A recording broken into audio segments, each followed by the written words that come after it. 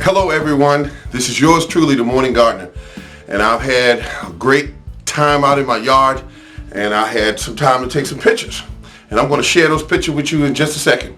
But I just wanted to touch on one thing, what my show is all about, and that is save money in your garden and grow a really huge crop. And that's the goal. And save money at the grocery store and save what is most important is your family's health. That is what we're all about in the community of gardening. So I want you to do that. Thank you very much. This is yours truly, the Morning Gardener. Let's go to the movie now. Let's go to the clip. Let's go to the video, however you want to call it. This is the Morning Gardener. Hello, this is the Morning Gardener, and I'm out here to check on everything. About a week, 2 weeks ago, I put some trees in. Just want to go up and see how everything's going. This is the garden here. It's dormant now. And wait a minute. I think it goes all the way back to this point. Those are the cones I used to mark off where the leaves will be dumped if it ever comes this year. Because right now,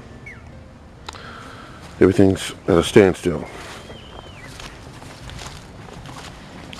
I thought I'd get my same 800 or 900 pounds of leaves.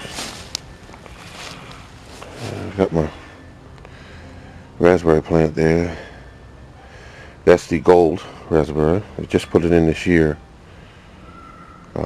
Didn't grow very much this year, but it's at least about 2.5 feet.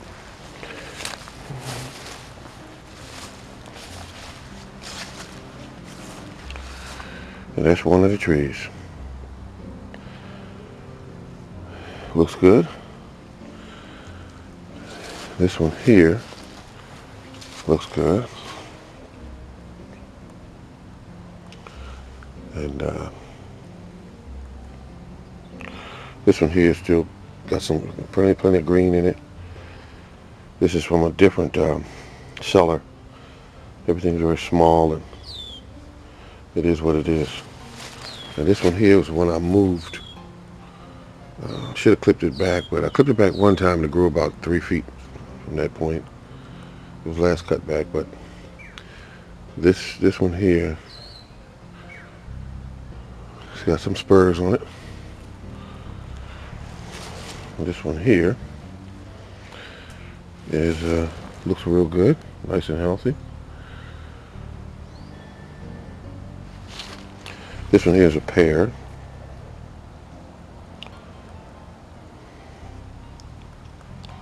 This is another pear tree that was put in about 3 years ago. And I kept it small. People, I hear talk and they say, you know, trees can't be kept small, but this is full of spurs, and it's I think it's about 8 feet. No, not even 8 feet, 7 feet. I'll keep it small. Black cherry trees are the same way, kept small.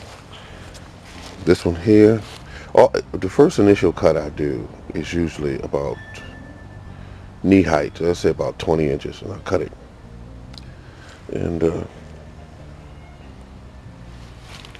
this one here looks like it's doing fine. Yeah, it looks pretty good. Okay. And this one here had one single root. It's still green.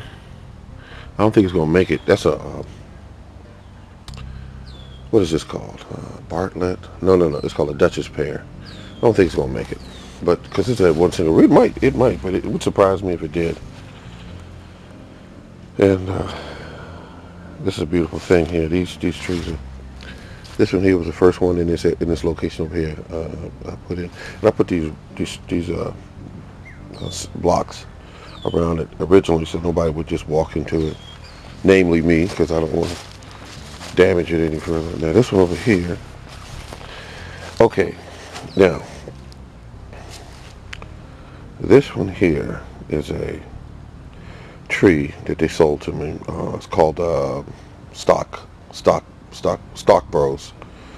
And Stock Bros sold me this. Now this was supposed to be a they have a word for it. They call that tree supreme. This is not a Supreme.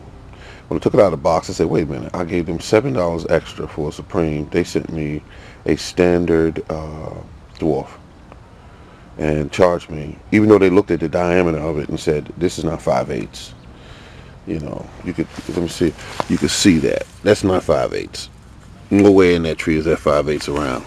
So they sold it to me. So I'm just letting you know that when you go to order trees from Stock Brothers, if you get it home and it's not a big, thick, burly tree, you call them up and you say, listen, this is not a 5/8, this is not a Supreme tree. I'll keep the tree, but I need